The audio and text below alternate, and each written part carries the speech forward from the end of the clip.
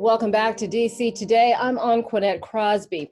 The COVID-19 pandemic has impacted the education world almost overnight, and that includes businesses that are tied to education, like for these folks who have a company that is definitely tied to education. So joining us now is Dante and Antonika Ryan, and they're going to tell us how the impact has been on them.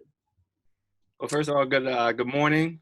Thanks for having us on the show. And so my wife and I, we are co-founders of the Ryan Institute, and we are based in Baltimore, Maryland. And so what we do, we provide academic enrichment as well as character development, enrichment activities for scholars in Baltimore City.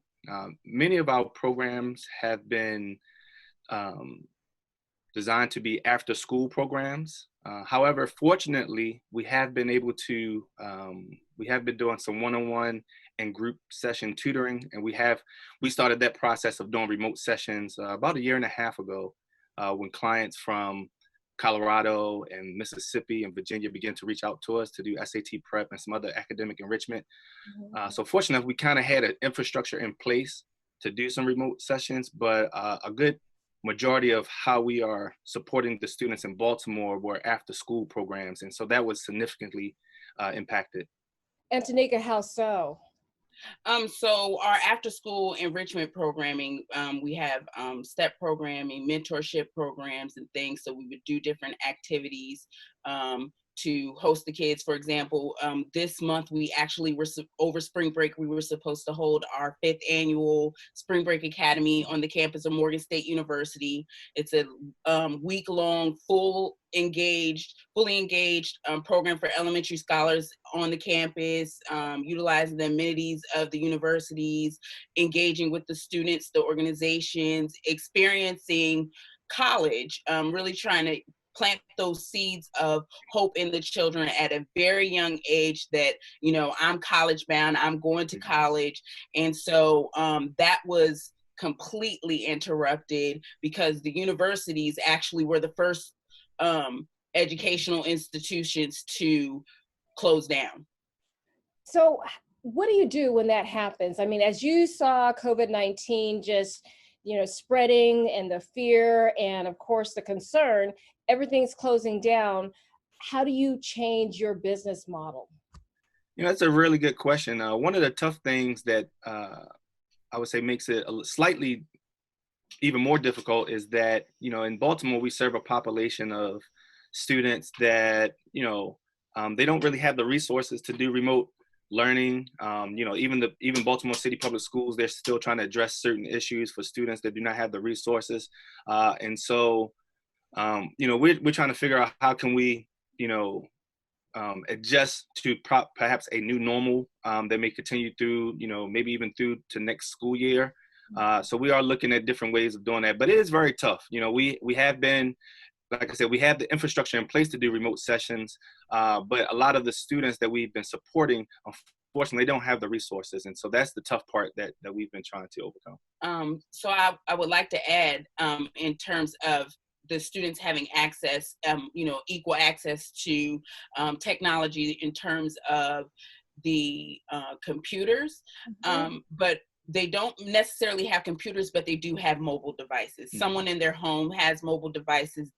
A lot of the children have mobile devices, and a part of our connectivity model is for us to be able to, the kids contact us all the time via social media. So because we had that system in place, our youth are reaching out to us.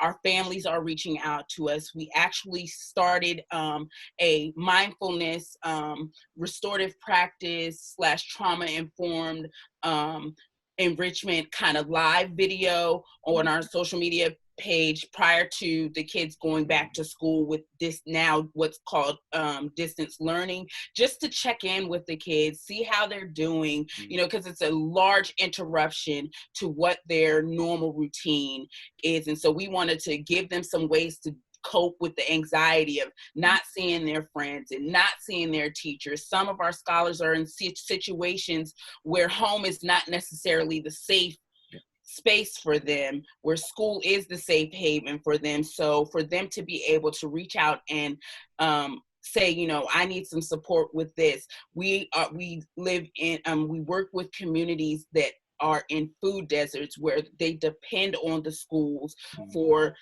you know, for their nutrition. They don't have the means to take care of everyday, you know, basic things, food, clothing, and shelter. And the school provides more than just an academic component for the scholars. So that has been going very well over the last 3 weeks.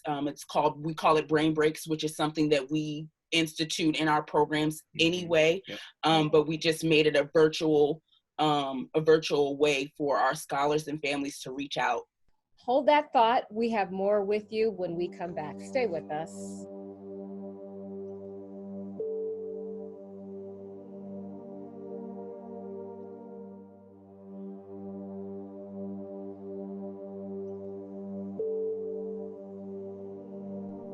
We are continuing to talk to Dante and Antonika Ryan.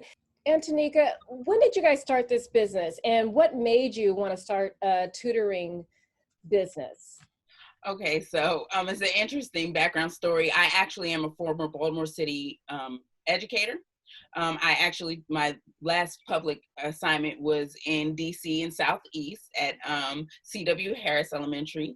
But I just, you know, working with students from after I graduated in 2002 and seeing the different things that the kids needed that we weren't able to provide in the classroom.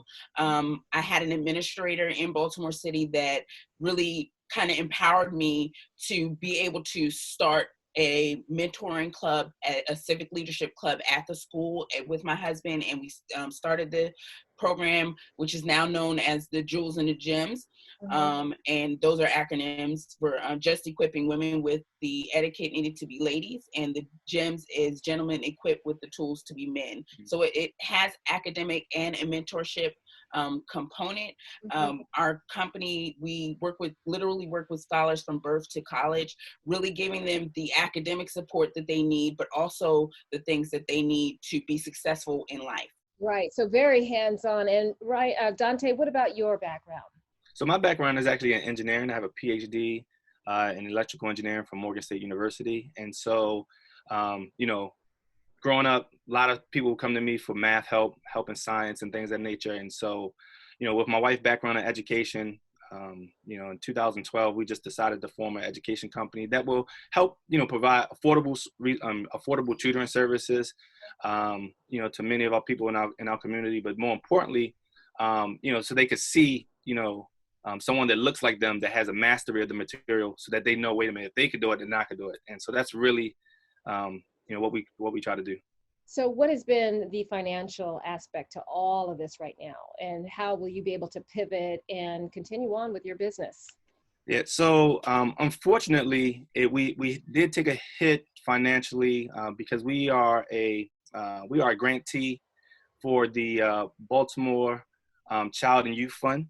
And so that is a fund that's funded by Baltimore City, where it provides grant or seed money and grant money for capacity development for small businesses, but then also to provide services to the youth in Baltimore. And so we were in our second year of the funding of our program.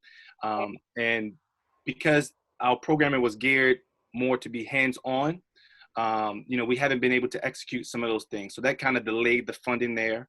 Fortunate enough, they are being very accommodating because we're not the only small business that face that situation, but many of the grantees have faced that kind of delay in their execution of that programming.